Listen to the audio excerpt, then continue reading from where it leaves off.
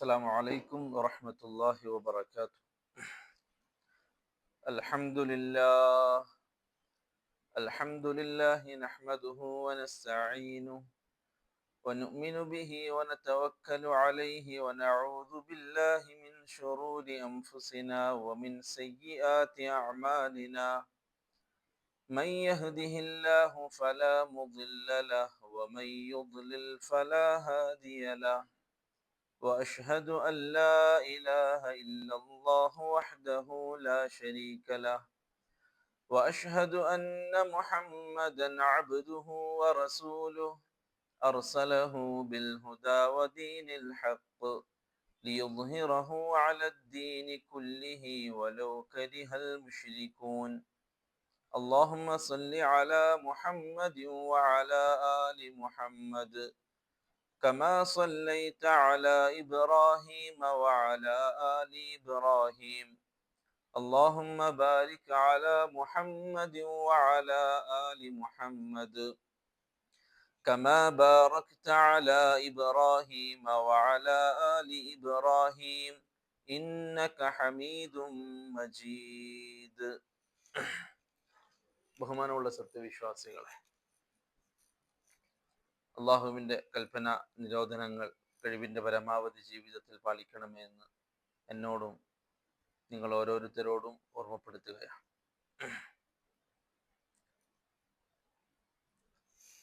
അള്ളാഹു സുബ്ഹാനഹു വ തആല ലാ ഇലാഹ ഇല്ലല്ലാഹ് എന്ന കലിമയെക്കുറിച്ച് പഠിക്കലും അത് മനസ്സിലാക്കലും അത് ഉൾക്കൊണ്ട് ജീവിക്കലും നമ്മുടെ മേൽ നിർബന്ധമാക്കിയിട്ടുണ്ട്. ഒരാൾ അറിഞ്ഞിരിക്കേണ്ട അറിവുകളിൽ അടിസ്ഥാനപരമായ ഒരു അറിവ് ലാ ഇലാഹ ഇല്ലല്ലാഹയെ പഠിക്കലാണ്. നമ്മൾ ലാ ഇലാഹ ഇല്ലല്ലാഹ് ചൊല്ലാറാണ്, പഠിക്കാറില്ല. ശരിക്ക് ആദ്യം പഠിക്കേണ്ട, ഇൽമുണ്ടാക്കേണ്ട, അറിവുണ്ടാക്കേണ്ട, അല്ലെങ്കിൽ ഒരു ധാരണയുണ്ടാക്കേണ്ട ഒരു കാര്യം അത് ലാ ഇലാഹ ഇല്ലല്ലാഹ് എന്ന കലിമയാണ്. അതിൻ്റെ അർത്ഥം എന്താണ്, എന്താണ് അതുകൊണ്ട് ഉദ്ദേശിക്കുന്നത്, എന്താണ് അതുകൊണ്ട് അർത്ഥമാക്കുന്നത്,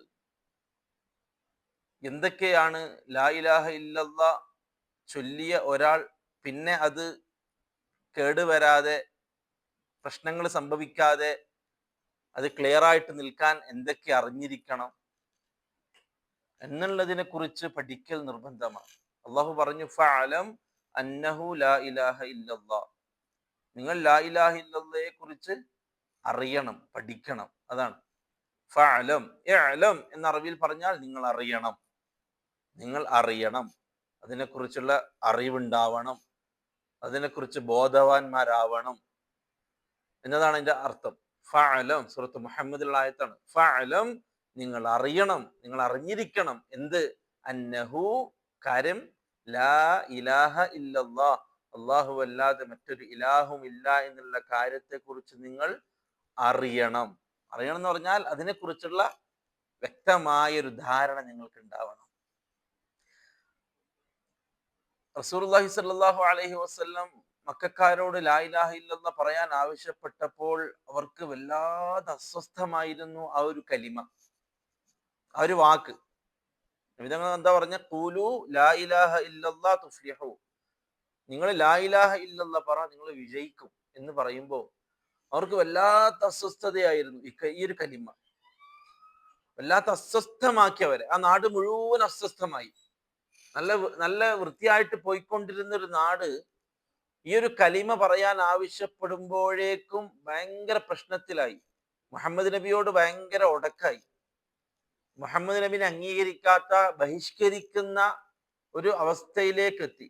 മുഹമ്മദ് സല്ലല്ലാഹു അലൈഹി വസല്ലമ തങ്ങൾ വേറൊന്നും സംസാരിച്ചിട്ടില്ല. നമ്മൾ ഇക്കാലത്ത് ചിലപ്പം വിമർശിക്കുമ്പോൾ ചിലപ്പോൾ ചിലർക്ക് പിടിക്കാത്ത വാക്കുകൾ, ചില ടീമിന് പിടിക്കാത്ത ചില പ്രയോഗങ്ങൾ, അതൊക്കെ ഉണ്ടാകുമ്പോഴാണല്ലോ പ്രശ്നം ഉണ്ടാവുക. എല്ലാത്തരത്തിലുള്ള പ്രശ്നങ്ങളില്ല. നമ്മൾ വൃത്തിയായിട്ട് കാര്യങ്ങൾ അവിടെ തട്ടാതെ ഇവിടെ തട്ടാതെ കാര്യങ്ങൾ പറഞ്ഞു പോയാൽ ആർക്കും ഒരു പ്രശ്നമില്ല. നമ്മൾ കാര്യം പറഞ്ഞു പോയാൽ ആർക്കും പ്രശ്നമില്ല.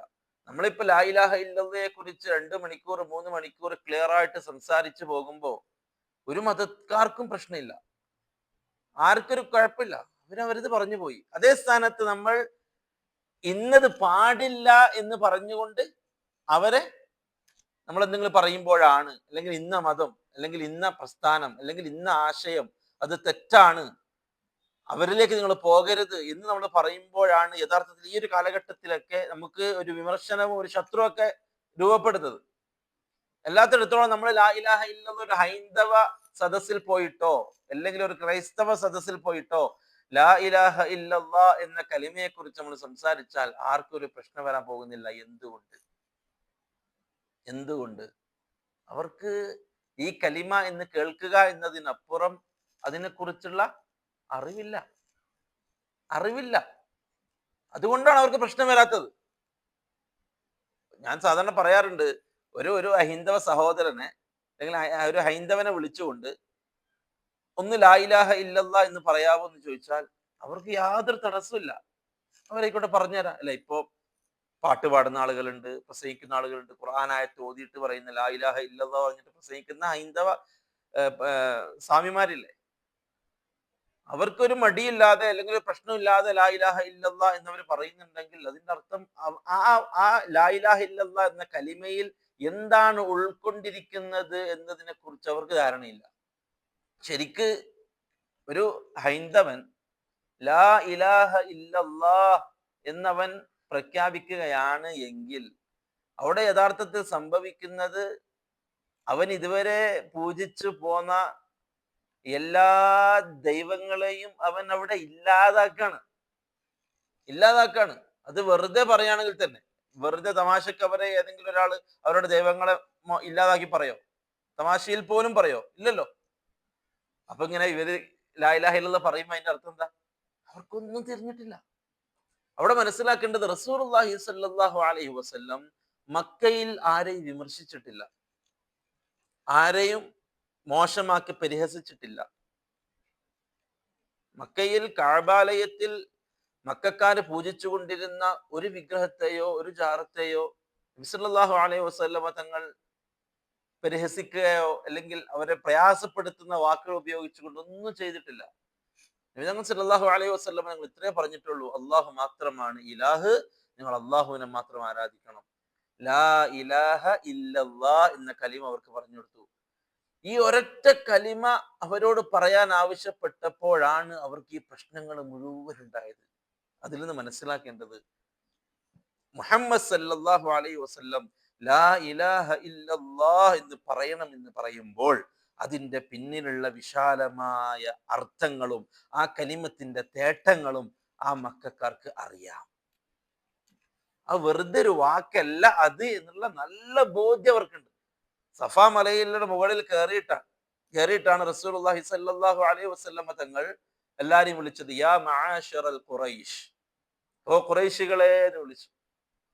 യാ യബ്ന അബ്ദുൽ മുത്തലിബ്, അബ്ദുൽ മുത്തലിബിന്റെ മക്കളെ എന്ന് വിളിച്ചു. യബ്ന അബ്ദ മനാഫ്, അബ്ദു മനാഫിന്റെ മക്കളെ എന്ന് വിളിച്ചു. എല്ലാവരും ഓടിക്കൂടി.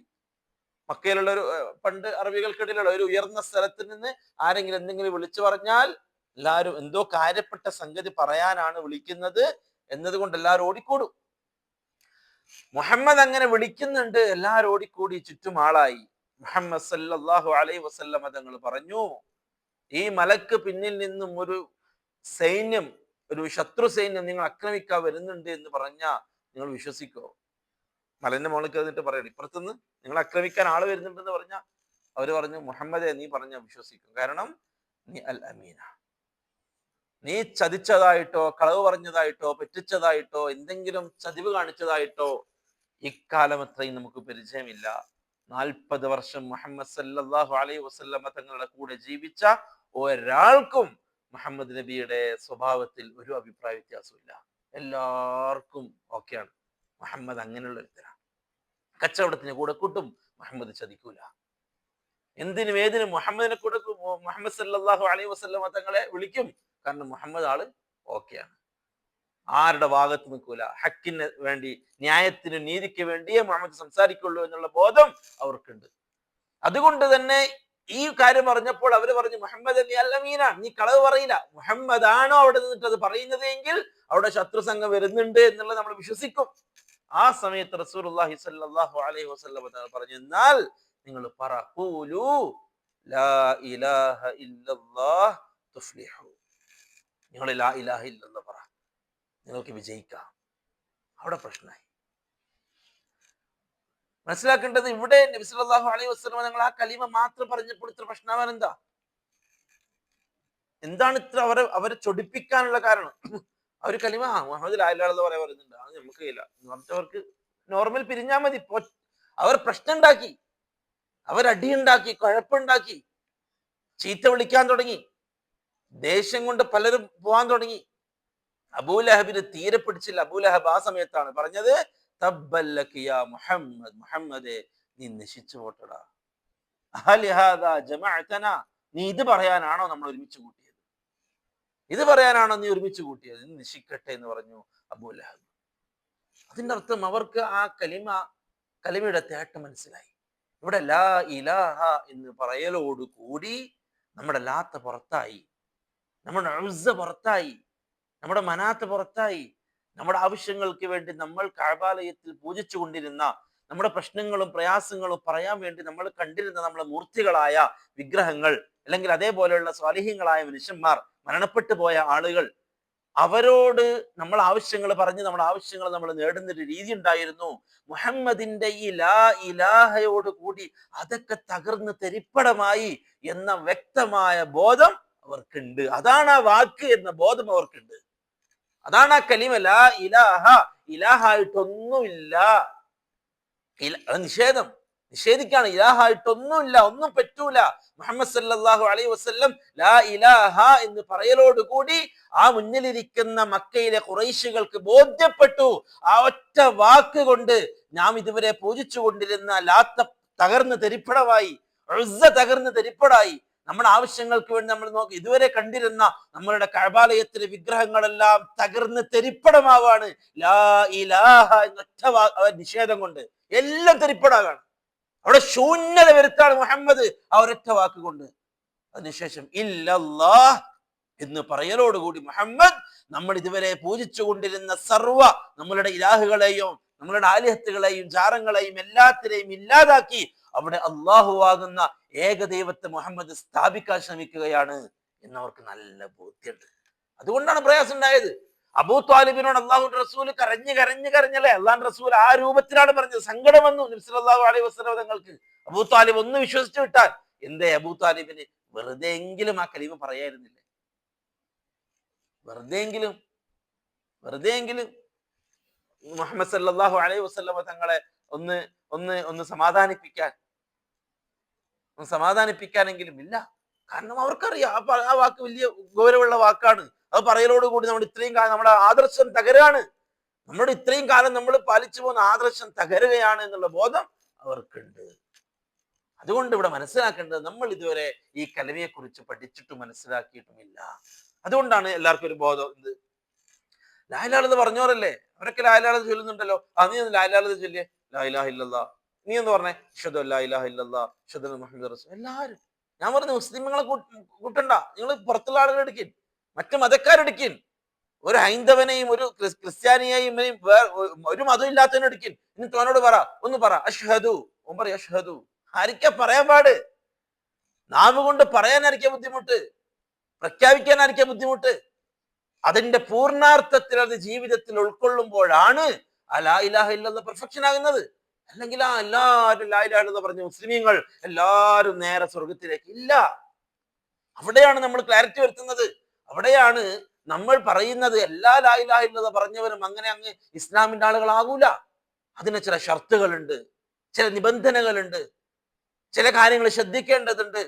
ആ പറഞ്ഞ വാക്കുകളെ കൊണ്ട് പ്രവർത്തനങ്ങൾ യോജിച്ചിട്ടില്ല എങ്കിൽ, ആ പറഞ്ഞ വാക്കിനനുസരിച്ച് പ്രവർത്തനം യോജിച്ചിട്ടില്ല എങ്കിൽ അവൻ ആ പറഞ്ഞത് കള്ളമാണ് എന്നാണ് നമ്മൾ വിശ്വസിക്കേണ്ടത്. അതിന് പണ്ഡിതന്മാർ 7 ഷർത്തുകൾ വെച്ചു, 7 ഡിമാൻഡ്സ്. ഈ 7 ഡിമാൻഡുകൾ പാലിക്കുമ്പോഴേ ഒരാൾ പറഞ്ഞ ലാ ഇലാഹ ഇല്ലല്ലാഹ് അത് കറക്റ്റ് ആണ് എന്ന് നമുക്ക് പറയാൻ പറ്റുള്ളൂ. 7 പാലിച്ചിരിക്കണം. ഒന്നാമത്തത്, അൽ ഇൽമ്, നമ്മൾ ഈ പറഞ്ഞ അറിവുണ്ടാവുക. അറിയണം. വെറുതെ ഒരാൾ എന്തെങ്കിലും പറഞ്ഞു അള്ളാഹ് ഉണ്ട്, എന്താണ് ഒരു ധാരണയില്ല, എന്താണ് അള്ളാഹു, എവിടെയാണ്, എന്താണ്, എവിടെയാ ഉള്ളത്, അള്ളാഹുവിന്റെ കഴിവുകൾ എന്തൊക്കെയാണ്, അല്ലെങ്കിൽ ആരാണ് അള്ളാഹു, അതിനെക്കുറിച്ച് ഒരു ധാരണയില്ല. ഞാൻ അള്ളാഹിനെ വിശ്വസിക്കുന്നുണ്ട് എന്നൊരു ഒരു പുകമറയുന്ന ഒരു വിശ്വാസം അംഗീകരിക്കില്ല. അള്ളാഹു ആരാണ്, മൻ റബ്ബുക എന്ന ചോദ്യത്തിന് മറുപടി വേണം. നിന്റെ റബ്ബ് ആരാണ്, നിന്റെ അള്ളാഹു ആരാണ്. ലാ ഇലാഹ ഇല്ലല്ലാഹ് കലിമയെ കുറിച്ച് അറിയണം. എന്താണ് ലാ ഇലാഹ എന്ന് പറഞ്ഞാൽ, എന്താണ് ഇല്ലല്ലാഹ് എന്ന് പറഞ്ഞാൽ, വ്യക്തമായ അറിവുണ്ടാവണം. അതും അറിയേണ്ടതുപോലെ നബി സല്ലല്ലാഹു അലൈഹി വസല്ലമ തങ്ങൾ പഠിപ്പിച്ച അർത്ഥത്തിൽ അറിയണം. പലരും പല അർത്ഥം വെച്ചു, അവരവരുടെ ആവശ്യത്തിന് വേണ്ടി അർത്ഥം വെച്ചില്ല.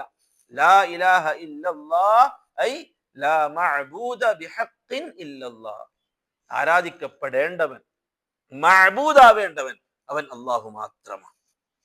പലരും, ചില ആളുകൾ അർത്ഥം വെച്ചു ലാ ഇലാഹ ഇല്ലല്ലാഹിന്റെ അർത്ഥം വെച്ചു അള്ളാഹു അല്ലാതെ നമുക്ക് വേറെ റബ്ബായിട്ട് വേറെ ആരുമില്ല. തെറ്റാണ്. ശരിക്കും റബ്ബിന്റെ അർത്ഥം വേറെയാണ്, ഇലാഹിന്റെ അർത്ഥം വേറെയാണ്, റബ്ബിന്റെ അർത്ഥം വേറെയാണ്.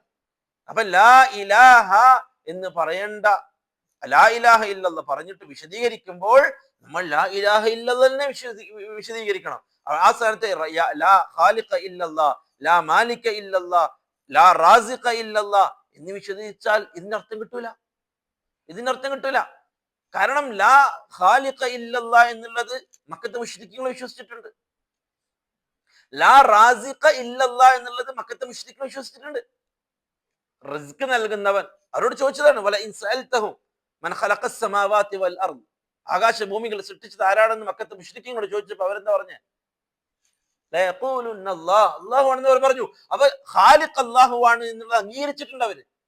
വമൻ യർസുഖുകും മിനസ് സമാ, നിങ്ങൾക്ക് ആകാശത്ത് നിന്ന് റിസ്ക് നൽകുന്നവൻ ആരാണ് എന്ന് മക്കത്തെ മുശ്രിക്കീങ്ങളോട് ചോദിച്ചപ്പോൾ അവര് പറഞ്ഞു സയഖൂലൂന അല്ലാഹ്, അല്ലാഹു ആണെന്ന് അവർ പറയും. അപ്പൊ ലാ റാസിഖ ഇല്ലല്ലാഹ് എന്നുള്ളത് ആര് വിശ്വസിച്ചിട്ടുണ്ട്?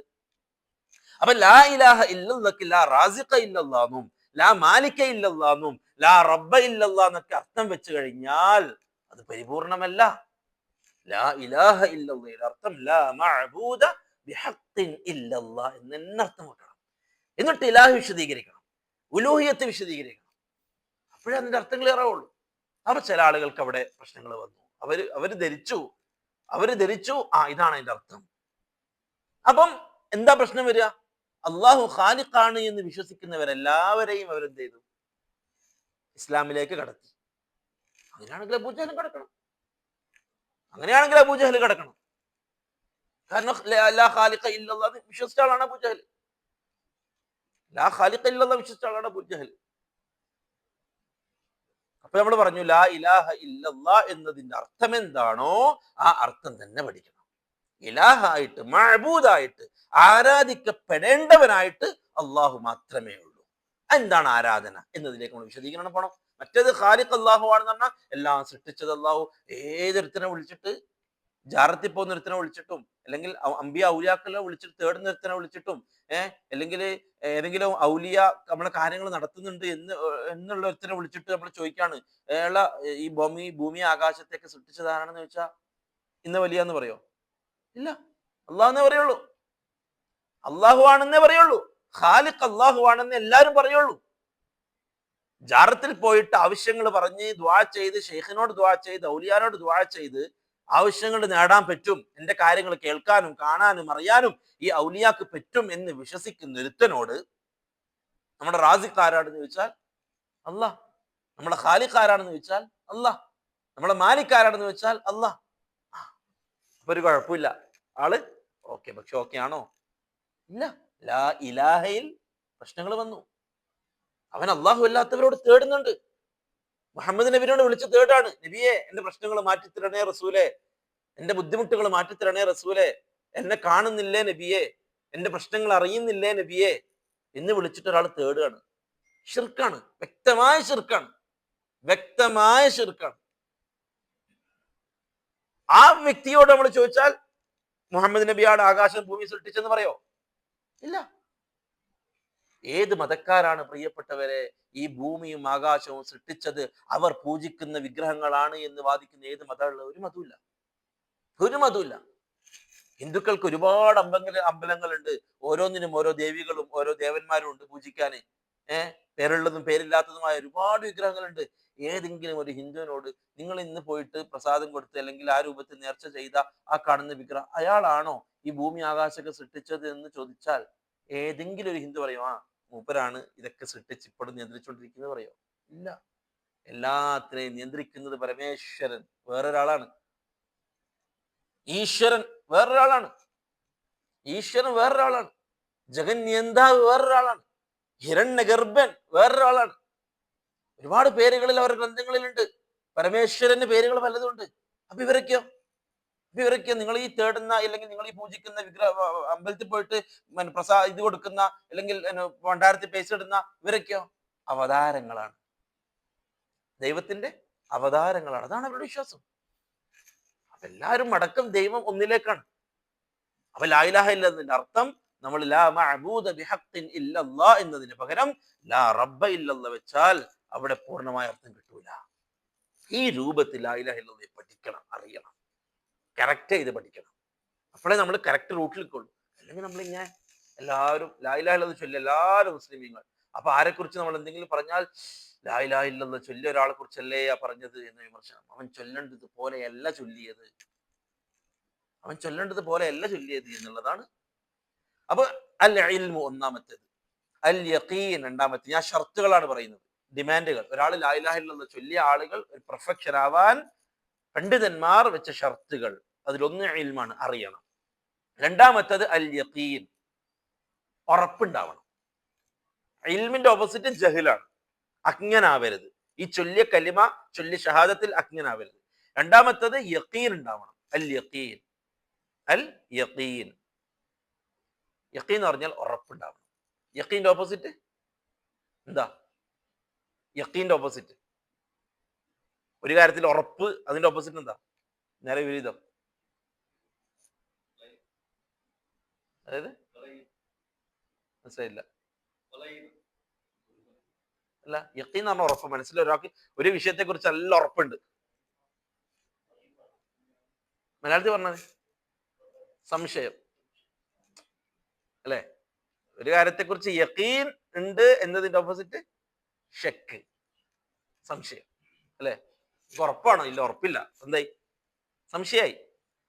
രണ്ടാമത്തെ യഖീനാണ്. അള്ളാഹു മാത്രമാണ് ഇലാഹ് എന്നതിൽ യഖീൻ ഉണ്ടാവണം. നല്ല ഉറപ്പ് വേണം, സംശയം ആവരുത്. അള്ളാഹു മുഅ്മിനീങ്ങളെ കുറിച്ച് പറഞ്ഞത് വല്ലദീന ആമനു സുമ്മ ലം യർതാബു, പിന്നെ അവർ സംശയിക്കില്ല. അള്ളാഹു മാത്രമാണ് ഇലാഹ്, ആരാധിക്കപ്പെടേണ്ടവൻ അള്ളാഹുവാണ്, അള്ളാഹുവിനോടല്ലാതെ തേടരുത്, അള്ളാഹുവാണ് സർവസ്വം സൃഷ്ടിച്ചവൻ, പരിപാലിക്കുന്നവൻ, അവനാണ് റബ്ബ്, എല്ലാം അവനാണ്, അതുകൊണ്ട് അവൻ ഇലാഹാണ്, ആ ഇലാഹിനെ മാത്രമേ ഇബാദത്ത് ചെയ്യാവൂ എന്ന് അറിഞ്ഞു കഴിഞ്ഞാൽ യഖീൻ ഉണ്ടാവണം. ഒരു സംശയത്തിൽ ഉണ്ടാവരുത്. അയാള് രോഗം മാറ്റും, അയാൾക്ക് ഇങ്ങനത്തെ ഒരു സിദ്ധി ഉണ്ട്. ഇല്ല, രോഗം മാറ്റുന്നവൻ അള്ളാഹു മാത്രം, ഒരു സംശയം അതിലില്ല. ഇനി നമ്മുടെ മുമ്പിൽ എന്ത് മായാജാലം കാണിച്ചാലും ശരി, നമ്മളുടെ ഈമാനിന് അള്ളാഹുവാണ് ഇലാഹ് എന്നുള്ളിടത്ത് നിന്ന് ഒരു തെരി പോലും നമ്മളെ വേക്കോട്ട് ഇല്ല. ഇനി ആരെന്ത് പറഞ്ഞാലും ശരി, ഇലാഹ് അള്ളാഹു മാത്രം. യഖീൻ, നല്ല യഖീൻ, സംശയിക്കരുത്. മുനാഫിഖുകൾ സംശയിച്ചു, അവരങ്ങോട്ടും ഇങ്ങോട്ടും ചാടി. ചിലപ്പോ ചില കറാമത്തുകളും ചില മുഅ്ജിസത്തുകളെ കുറിച്ച് സംസാരിക്കുമ്പോൾ അപ്പൊ ഇവർക്കും കഴിയൂലേ, ഇവരും നമ്മളിതെല്ലാം കേൾക്കൂലേ? ചെറിയ സംശയം മനസ്സിൽ. എല്ലാം കേൾക്കാൻ കഴിയുന്ന ആള് ഒരാളേ ഉള്ളൂ, അല്ലാഹ്. ഞാൻ ഇന്നലെ ഇന്ന ഷെയ്ഖിനെ വിളിച്ചപ്പോ എന്റെ കാര്യം നടന്നു. മനസ്സിൽ അപ്പൊ കാര്യം നടക്കോ? സംശയം. മുഅ്മിനീങ്ങൾ സംശയിക്കൂല, നമുക്ക് ഉറപ്പാണ് കേൾക്കൂല. അള്ളാഹു മാത്രമേ കേൾക്കാൻ കഴിവുള്ളവൻ, എല്ലാം കേൾക്കുന്നവൻ അള്ളാഹു മാത്രം.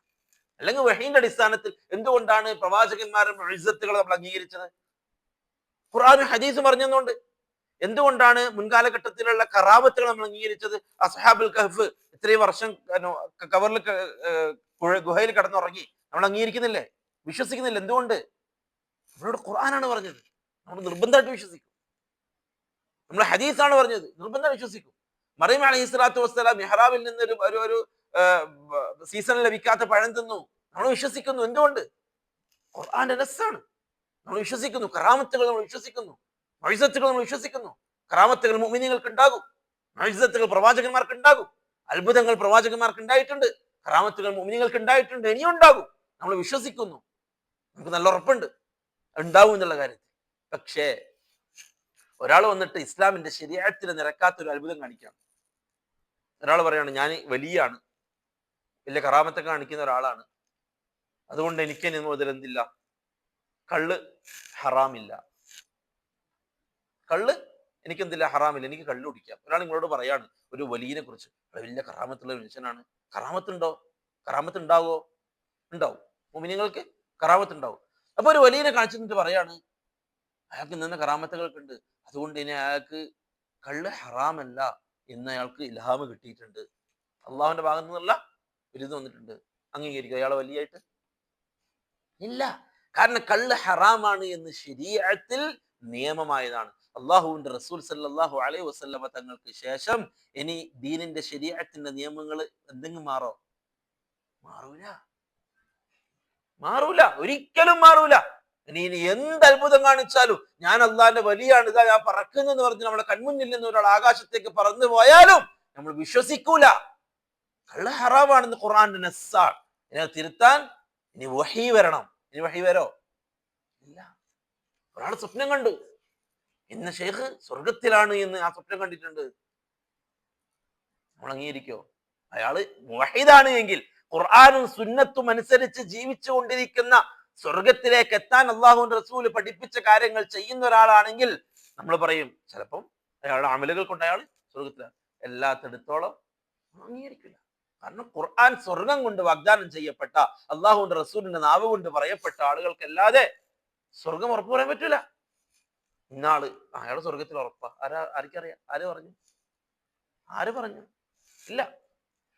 അപ്പൊ നമുക്ക് യഖീൻ എന്തിലാണ്? അള്ളാഹു പറഞ്ഞതിൽ, റസൂൽ സല്ലല്ലാഹു അലൈഹി വസല്ലം അതിലൊരു സംശയം നമുക്ക് ഉണ്ടാവാൻ പാടില്ല. ഒരു സംശയവും നമുക്ക് ഉണ്ടാവാൻ പാടില്ല. യഖീൻ. രണ്ടാമത്തെ യഖീൻ, നല്ല ഉറപ്പ് വേണം. മൂന്നാമത്തത് ഖബൂൽ.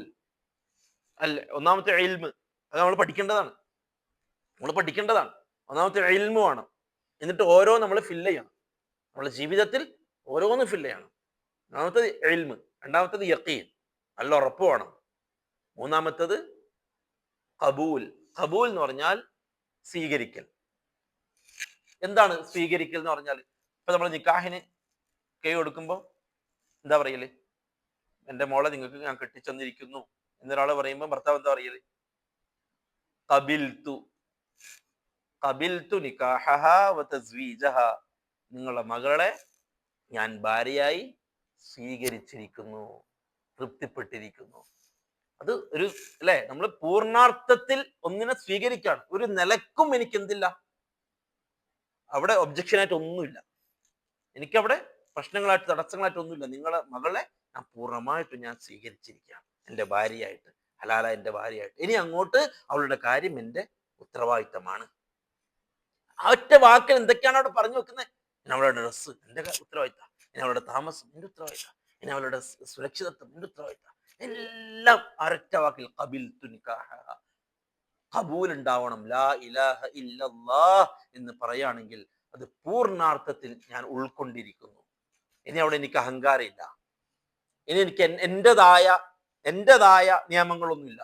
അള്ളാഹുവെ നീയാണ് ഇലാഹ് എന്നാണ് എങ്കിൽ അവിടെ ഇങ്ങനെയാണെങ്കിൽ ഞാൻ ഓക്കെ, ഇങ്ങനെയാണെങ്കിൽ ഞാൻ ഓക്കെ. ഇല്ല, നീയാണ് ഇലാഹ്, ലാ ഇലാഹ ഇല്ലല്ലാഹ് എന്ന കലിമയെ പൂർണ്ണമായിട്ടും സ്വീകരിക്കുക. ഒരു ഒബ്ജക്ഷൻ അവിടെ വെക്കാതെ സ്വീകരിക്കുക. ഖബൂൽ. പണ്ഡിതന്മാർ അതിനെതിരായിട്ട് പറഞ്ഞത് തമറുദ്, മോട്ട് കാണിക്കുന്ന അവസ്ഥ, അല്ലെങ്കിൽ ഇസ്തിക്ബാർ, കിബിർ കാണിക്കുക. ഞാൻ അത് അംഗീകരിക്കും, ലാ ഇലാഹ അംഗീകരിക്കും, പക്ഷെ എനിക്ക് ജാറത്തിൽ പോകണം, അല്ലെങ്കിൽ ഇന്ന തങ്ങളുടെ അടുത്ത് എനിക്ക് പോകാനുള്ള പെർമിഷൻ വേണം, അല്ലെങ്കിൽ ഇന്ന ഔലിയാനെ വിട്ടിട്ട് ഞാൻ എന്തില്ല. മക്കത്ത് മുശ്രിക്കുകൾ പറഞ്ഞതാണ്, മുഹമ്മദ് അള്ളാഹിനെ അംഗീകരിക്കാൻ നമ്മൾ റെഡിയാണ്, നമ്മൾ അള്ളാഹുവിനെ അംഗീകരിക്കാൻ റെഡിയാണ്. പക്ഷേ ഈ പറയുന്ന ലാത്ത, ഉസ്സ, മനാത്ത ഇതുവരെ നമ്മൾ പാലിച്ചു പോകുന്ന, അല്ലെങ്കിൽ നമ്മൾ പൂജിച്ചു പോകുന്ന ഇവരെ ഒഴിവാക്കിയിട്ടുള്ള ഒരു അള്ളാഹ് നമുക്ക് വേണ്ട. ഖബൂലില്ല. അപ്പൊ ഖബൂൽ എന്ന് പറയുമ്പോൾ പൂർണ്ണമായിട്ടും എന്താണോ ആ ലാ ഇലാഹ ഇല്ലല്ലാഹ് എന്ന കലിമ നമുക്ക് മുമ്പിൽ വെക്കുന്നത് അതിനെ പൂർണ്ണമായിട്ടും ഉൾക്കൊള്ളണം. അതിൽ നമ്മളെ വക ഒന്നും വെക്കാൻ പാടില്ല അവിടെ. അതിനാണ് ഖബൂൽ എന്ന് പറയാം, പൂർണ്ണമായും സ്വീകരിക്കുക. അപ്പൊ അള്ളാഹു എന്താണോ പറഞ്ഞത്, അള്ളാഹ് റസൂൽ എന്താണോ പറഞ്ഞത്, പൂർണ്ണമായിട്ട് എല്ലാത്തിനും ഇസ്ലാമിൽ മുഴുവനും ഖബൂൽ ഉണ്ടാവണം. അള്ളാഹ് റസൂൽ പറഞ്ഞു ഇത് പാടില്ല എന്ന് പറഞ്ഞാൽ പൂർണ്ണമായിട്ടും അത് ഹൃദയം കൊണ്ട് ഏറ്റെടുക്കാൻ പാടില്ല. അതെനിക്കത് ശരിയാകുന്നില്ല, എനിക്കിത് ശരിയാകുന്നില്ല, അങ്ങനെയാണെങ്കിൽ ഞാൻ അത് ഏറ്റെടുക്കാം, ഇങ്ങനെയാണെങ്കിൽ ഞാൻ നിസ്കരിക്കാം, ഇങ്ങനെയാണെങ്കിൽ നിസ്കരിക്കാം, അല്ലെങ്കിൽ ഇങ്ങനെയാണെങ്കിൽ നോമ്പ് വെക്കാം. അത് കബൂലില്ലായ്മയാണ്. കബൂൽ പറഞ്ഞാൽ നിങ്ങൾ നോമ്പ് വെക്കണം, രാവിലെ മുതൽ വൈകുന്നേരം വരെ മഗ്‌രിബ് വരെ നോമ്പ് വെക്കണം എന്ന് പറഞ്ഞാൽ സമീഅനാ വഅതഅനാ കബൂൽ. ഫഅൽ ഇൽമ് യഖീന് ഖബൂൽ. മൂന്നായി. ഇൽമ്, യഖീന്, ഖബൂൽ. മൂന്നാമത്തെ ഇൻഖിയാദ്. ഇൻഖിയാദ് ഇൻഖിയാദ് എന്ന് പറഞ്ഞാൽ കീഴ്വണക്കം.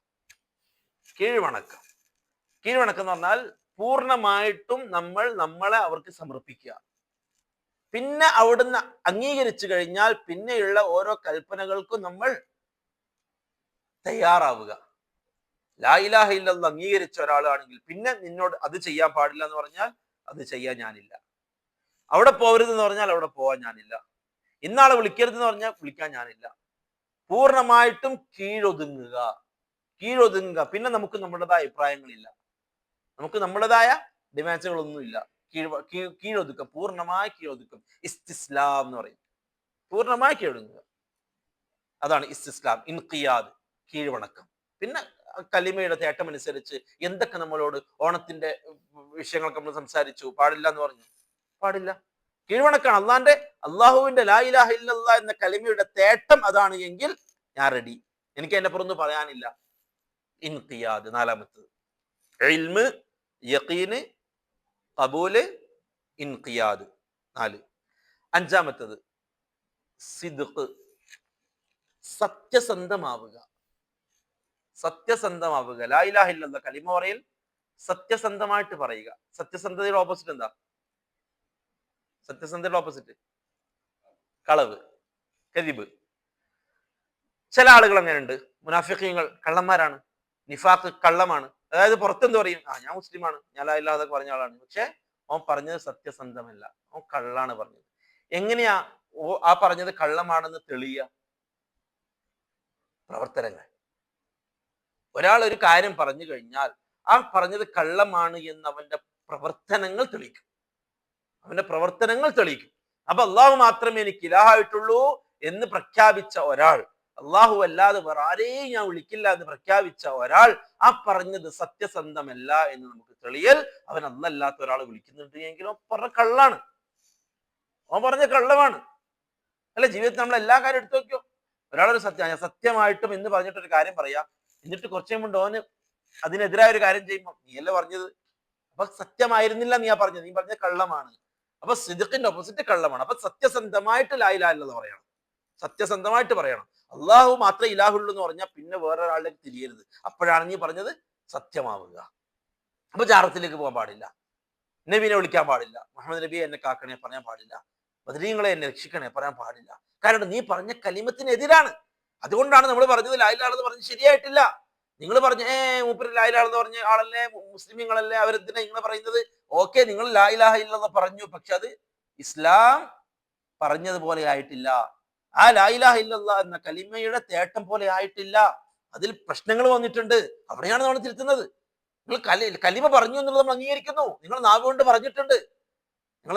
പറഞ്ഞിട്ടുണ്ട്, പക്ഷെ നിങ്ങളുടെ പ്രവർത്തനം അതിനെ കളവാക്കുന്നു. അള്ളാഹു അല്ലാത്തവരെ നിങ്ങൾ വിളിക്കുന്നുണ്ട് എങ്കിൽ നിങ്ങൾ ഈ പറഞ്ഞത് കള്ളമാണ്, ഞാൻ കള്ളല്ല എന്ന് പറഞ്ഞാലും ശരി, നിന്റെ പ്രവർത്തനം അതിനെ കളവാക്കുന്നു. അപ്പൊ സിദ്ഖ് വേണം. സത്യസന്ധം. നാവ് കൊണ്ട് സത്യമായിരിക്കണം, ഹൃദയം കൊണ്ട് സത്യമായിരിക്കണം.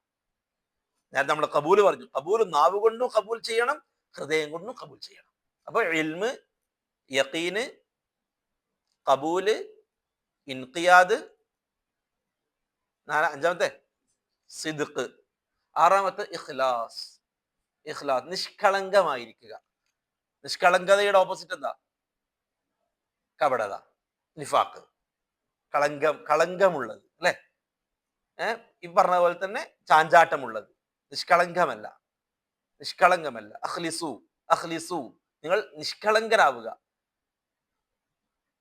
അതായത് വേറെന്തിന്റെ എങ്കിലും താല്പര്യത്തിന്റെ പിന്നിൽ ആവരുത് എന്നർത്ഥം.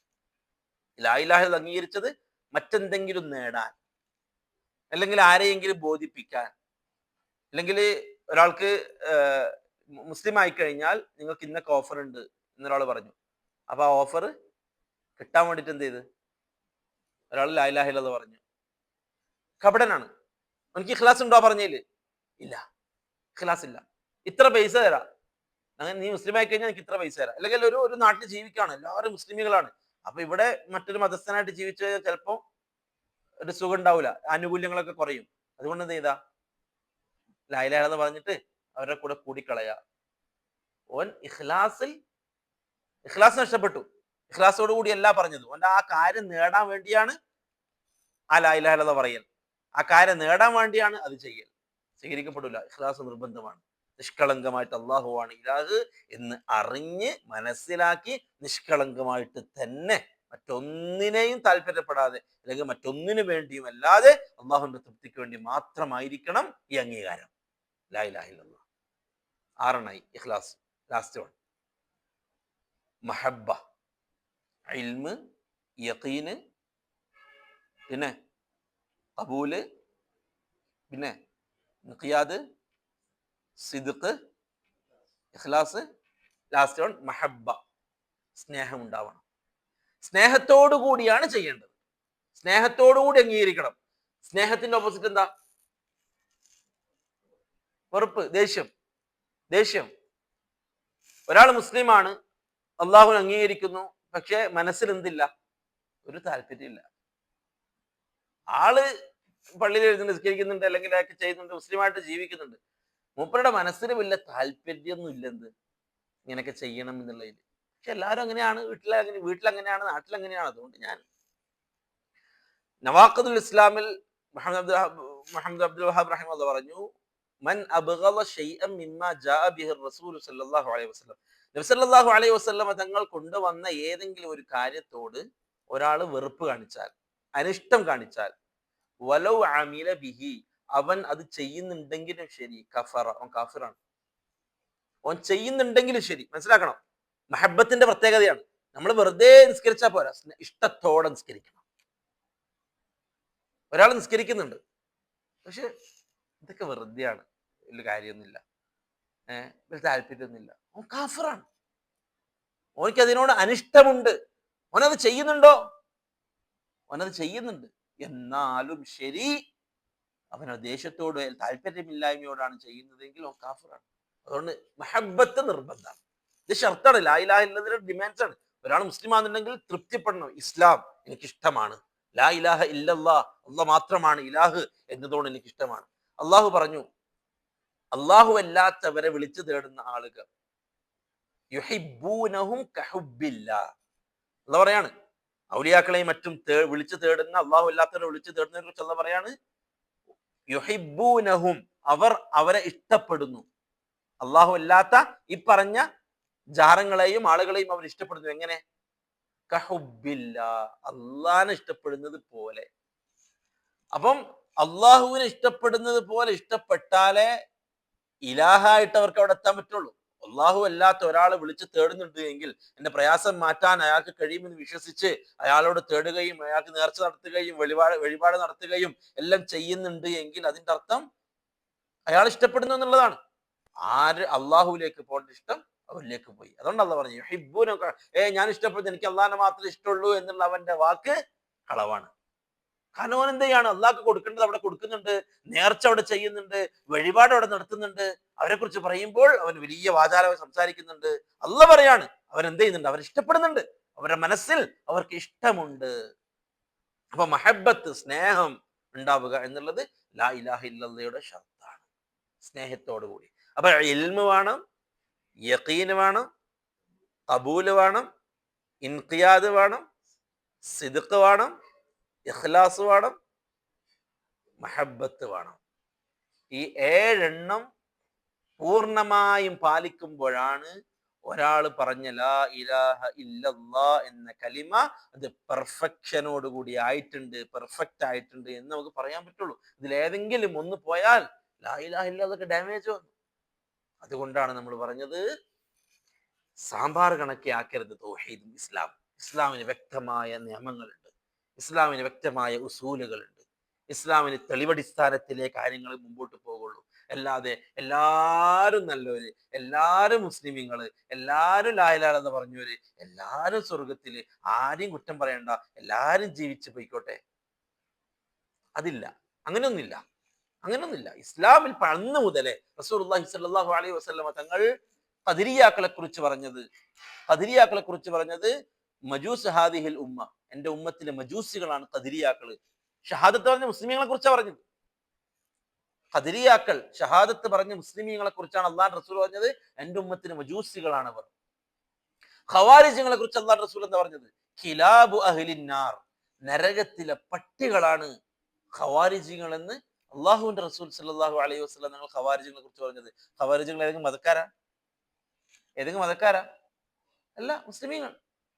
ലാ ഇലാഹ ഇല്ലല്ലാഹ് പറഞ്ഞവർ, മുഹമ്മദ് റസൂലുള്ള പറഞ്ഞവർ, അവരെ കുറിച്ച് അള്ളാഹു റസൂൽ പറയാ, എന്തിനാ നമ്മൾ അവരെ പറയുന്നേ, എന്തിനാ ഇവരെ പറയുന്നേ, ഇന്ന ആളുകൾ ബിദ്അത്തികളാണ്, മുബ്തദിഇകളാണ്, അവർ ചെയ്യുന്നത് ബിദ്അത്താണ് എന്ന് പറയുമ്പം നിങ്ങൾ എന്തിനാ അവരെ കുറ്റം പറയുന്നേ? അവര് ജീവിച്ചു.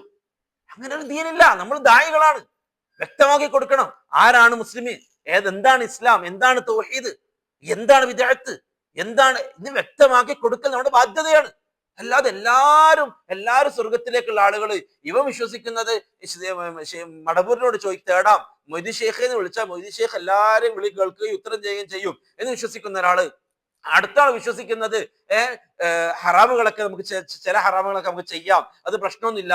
ഒരുത്തം വിശ്വസിക്കുന്നത് ചില ഹദീസുകളൊന്നും നമുക്ക് ബുദ്ധിയിൽ ഉൾക്കൊള്ളാൻ പറ്റുന്നില്ലെങ്കിൽ അതൊക്കെ തള്ളിക്കളയാ, അതൊന്നും പ്രശ്നമില്ല. ഒരുത്തം വിശ്വസിക്കുന്നത് ആ രൂപത്തിൽ വ്യത്യസ്തങ്ങളായ വിശ്വാസങ്ങൾ. എന്നിട്ട് നമ്മൾ പറയാ, എല്ലാരും ലാ ഇലാഹ ഇല്ലല്ലാഹ് അറിയില്ലേ? ഓക്കെ. നിങ്ങൾക്ക് ലാ ഇലാഹ ഇല്ലല്ലാഹ് അറിയില്ലേ? അറിയാം. ഓക്കെ. നിങ്ങൾക്ക് ലാ ഇലാഹ ഇല്ലല്ലാഹ് അറിയാം. എല്ലാരും മുസ്ലിമീങ്ങൾ, എല്ലാരും സ്വർഗ്ഗം. അങ്ങനെ ഉണ്ടാ? അപ്പൊ ഈ ആദർശത്തിന് എന്ത് പൊരുളാ ഉള്ളത്? പിന്നെ തൗഹീദിന് എന്ത് പ്രസക്തിയാണുള്ളത്? പിന്നെ സുന്നത്തിന് എന്ത് പ്രസക്തിയാണുള്ളത്? ബിദ്അത്തുകൾ ചെയ്യുന്നവരും ബിദ്അത്തുകൾ ചെയ്യാത്തവരും ഒരുപോലെയാണെങ്കിൽ പിന്നെ സുന്നത്തിന്റെ പ്രസക്തി എന്താ? തൗഹീദ് ഉള്ളവനും അല്ലാഹനെ മാത്രം വിളിക്കുന്നവനും അതിന്റെ കൂടെ ശിർക്ക് ചെയ്യുന്നവനും ഒരുപോലെയാണെങ്കിൽ പിന്നെ തൗഹീദിന്റെ പ്രസക്തി എന്താ?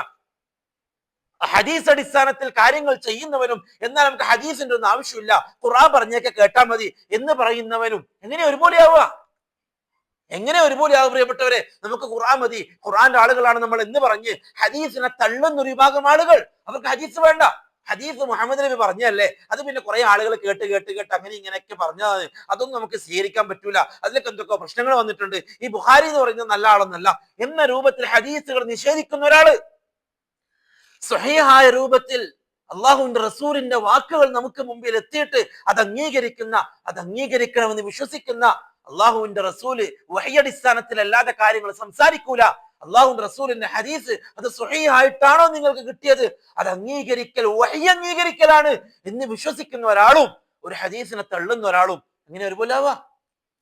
എങ്ങനെ ഒരുപോലെ ആവും? എല്ലാരും കൂട്ടി സാമ്പാറാക്കി ഇരുത്തുക, എന്നിട്ട് എല്ലാം നല്ലത് നിങ്ങൾ എന്തിനാ ഇവരെ പറയുന്നത്, എന്തിനാ ഇയാളെ മുബ്തദിയാക്കുന്നത്, എന്തിനാ അയാൾ പുറത്തുനിന്ന് പറയുന്നത്, എന്തിനാ അയാൾ മുശ്രിക്ക് എന്ന് പറയുന്നത്, അല്ലെങ്കിൽ അയാൾ ശിർക്കെന്ന് എന്തിനാ പറയുന്നത്, എല്ലാവരും മുസ്ലിങ്ങളല്ലേ, ഒരുമിച്ചിരുന്ന് തിന്നൂടെ എന്ന് പറയുന്നവർക്ക് എന്ത് ആദർശ ബോധമാണ്, അല്ലെങ്കിൽ ഈ ദീനിനെ കുറിച്ച് എന്ത് അറിവാണ് അവർക്കുള്ളത്? ചിന്തിക്കണം നമ്മള്. പിന്നെ ഹദീസിന്റെ എന്തിനാണ് സ്വഹീഹിനെയും വഈഫിനെയും മൗദൂഇനെയും പണ്ഡിതന്മാർ ഇത്രയും കഷ്ടപ്പെട്ട് വേർതിരിച്ചത്? ഈ ഹദീസ് മൗദൂആണ്, നിർമ്മിക്കപ്പെട്ട ഹദീസാണ്, ഇത് സ്വീകരിക്കാൻ പറ്റൂല, ഇത് അള്ളാഹുവിന്റെ റസൂൽ പറഞ്ഞ ഹദീസല്ല, ഇത് കള്ളനുണ്ടാക്കിയ ഹദീസാണ്. പണ്ഡിതന്മാർ അതിനെക്കുറിച്ച് പഠിച്ചു, അത് ആരൊക്കെയാണ് പറഞ്ഞത്, ആ വ്യക്തികളെ കുറിച്ച് പഠിച്ചു, എന്നിട്ട് പറഞ്ഞു ഇത് മൗദൂആയ ഹദീസാണ്, ഇത് സ്വീകരിക്കാൻ പറ്റൂല, ഇത് അംഗീകരിക്കാൻ പറ്റൂല, അത് ഹദീസായിട്ട് നമ്മൾ കാണൂല. ലൈഫായ ഹദീസ് ദുർബലമാണ്.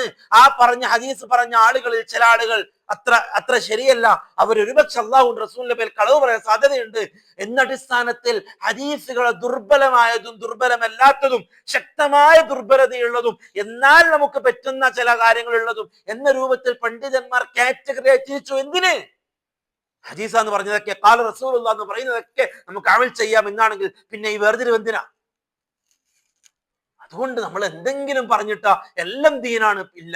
അള്ളാഹുവിന്റെ റസൂലിന്റെ കാലം മുതൽ തന്നെ അള്ളാഹുവിന്റെ റസൂൽ വേർതിരിച്ചിട്ടുണ്ട്, ഓരോ വാക്കുകൾ വേർതിരിച്ചിട്ടുണ്ട്. ഒരാൾ അള്ളാഹുവിന്റെ റസൂൽ അടുക്കൽ വന്നിട്ട് നബി സല്ലല്ലാഹു അലൈഹി വസല്ലം ഞങ്ങളോട് പറഞ്ഞു, നബിയെ മാഷാ അല്ലാഹു വശിഅത, അള്ളാഹു ഉദ്ദേശിച്ചാലും അതേപോലെ താങ്കൾ ഉദ്ദേശിച്ചാലും, അള്ളാഹു ഉദ്ദേശിച്ചാലും താങ്കൾ ഉദ്ദേശിച്ചാലും. ഈ മശീഅത്ത് എന്നുള്ളത് നമുക്കുള്ളതല്ലേ, ഉദ്ദേശിക്കൽ തീരുമാനിക്കാൻ നമുക്കില്ലേ, നമുക്കുള്ള സിഫത്തല്ലേ. ഒരു മനുഷ്യൻ ഉദ്ദേശിച്ചൂടെ? ഉദ്ദേശിക്കാം. ഈ വന്ന വ്യക്തി മാഷാ അല്ലാ എന്ന് പറഞ്ഞതിന്റെ കൂടെ തന്നെ വശിഅത, നബിയെ താങ്കൾ ഉദ്ദേശിച്ചത് അള്ളാഹു ഉദ്ദേശിച്ചത്. അള്ളാഹുവിന്റെ റസൂൽ എന്താ തിരിച്ചു പറഞ്ഞറിയോ? അജഅൽതനീ ലില്ലാഹി നിദ്ദ, നീ അള്ളാഹുവിന് എന്നെ പകരക്കാരനാക്കാണോ? ഒറ്റടിക്കല്ലാണ്ട് നീ എന്താ ഉദ്ദേശിച്ച ഈ പറഞ്ഞതിൽ?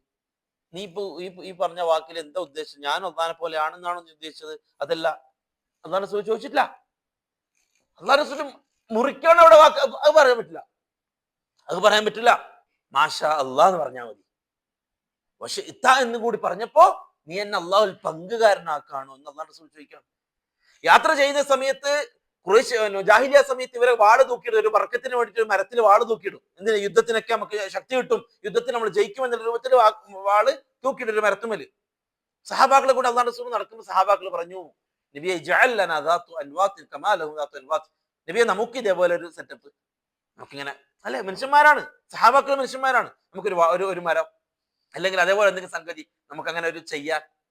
അള്ളാഹ് റസൂൽ പറഞ്ഞു, നിങ്ങൾ മൂസാ നബിനോട് ആളുകൾ പറഞ്ഞ പോലെയാണ്. സുബ്ഹാനല്ലാഹ്, അല്ലാഹു റസൂൽ പറയാണ് സുബ്ഹാനല്ലാഹ്, മൂസാ നബിനോട് ആളുകൾ പറഞ്ഞ പോലെ ഇജ്അൽ ലനാ ഇലാഹൻ കമാ ലഹും ആലിഹ, അവർക്ക് ഇലാഹ് ഉള്ളത് പോലെ. ഏത്?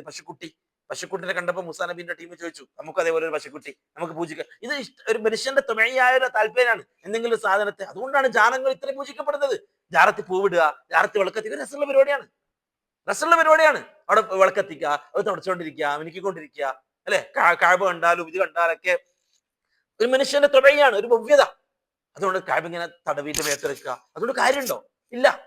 ഇൽമുള്ളവർക്ക് അത് വേർതിരിവുണ്ടോ? അല്ലാഹു റസൂലിന്റെ റൗദന്റെ പുറത്ത് വെച്ച ആ കമ്പി, അതൊരു പ്രൊട്ടക്ഷന് വേണ്ടി വെച്ചതാണ്. ആ കമ്പി പിടിച്ച് മുത്തിയോണ്ടെന്നും കാര്യമുണ്ടോ? ആ കമ്പി നമ്മുടെ ഡ്രസ് കൊണ്ട് അരച്ചോണ്ടെന്നും കാര്യമുണ്ടോ? ഇല്ല. അല്ലാഹു റസൂൽ പഠിപ്പിച്ചതിനെ ഫضലുള്ളൂ, നമ്മുടെ വക ഉണ്ടാക്കരുത്. അപ്പൊ അല്ലാഹു റസൂലിനോട് ചോദിച്ചു, നമുക്ക് അതേപോലെ സെറ്റപ്പ്, നിങ്ങൾ എന്തായി ചോദിക്കുന്നത്? വളരെ ഗൗരവത്തിൽ. അപ്പൊ ഓരോ സമയത്തും അള്ളാഹ് റസൂൽ ദീൻ അറുത്ത് മുറിച്ച് പഠിപ്പിച്ചു. അത് പാടില്ല, അത് പറയരുത്, ഇത് പറയരുത്, അവിടെ പോവരുത്, ഇവിടെ പോവരുത്, ഇങ്ങനെ ചെയ്യരുത്. ഇപ്പത്തെ ദീന് എല്ലാവർക്കും അടിപൊളി. നമ്മളെല്ലാരും മുസ്ലിമീങ്ങള്, നമ്മളെല്ലാരും കലിമ പറഞ്ഞ ആളുകള്, ആർക്കും ഒരു പ്രശ്നവും വേണ്ട. ആരും ഒന്നും പറയാൻ പാടില്ല. ഈ മുബ്തദി എന്ന് പറയാൻ പാടില്ല, ആ ചെയ്ത ബിദ്അത്ത് എന്ന് പറയാൻ പാടില്ല, ഈ ചെയ്ത ശിർക്ക് എന്ന് പറയാൻ പാടില്ല, ഒന്നും പറയാൻ പാടില്ല. അങ്ങനെ ഒരു ദീന് പ്രിയപ്പെട്ടവരെ ഇല്ല. നമ്മൾ പഠിക്കേണ്ടതുണ്ട് വ്യക്തമായിട്ട്. ഓരോന്നും നെല്ലും പതിനും വേർതിരിച്ച് ദീന് പഠിക്കണം, തൗഹീദ് പഠിക്കണം, ബിദ്അത്ത് പഠിക്കണം, സുന്നത്ത് പഠിക്കണം. അപ്പോഴേ നമ്മൾ പെർഫെക്ഷനായ ഒരു മുസ്ലിം ആവുകയുള്ളൂ. അല്ല എങ്കിൽ നാളെ ആഖിറത്തിലെത്തുമ്പോൾ അള്ളാഹു പറഞ്ഞ കൂട്ടം, സൂറത്തുൽ കഹ്ഫിലെ അവസാനത്തെ ആയത്ത്, നബിയോട് അള്ളാഹു പറയാണ്, നബിയെ ഹൽ ഉനബ്ബിഉകും ബിൽ അഖ്സരീന അഅമാല, അമലുകൾ പാഴായി പോയ ഒരു കൂട്ടം ആളുകളെ കുറിച്ച് നിങ്ങൾക്ക് പറഞ്ഞു തരട്ടെ. അമലുകൾ പാഴായി പോയ ഒരു കൂട്ടം ആളുകളെ കുറിച്ച് പറഞ്ഞു തരട്ടെ.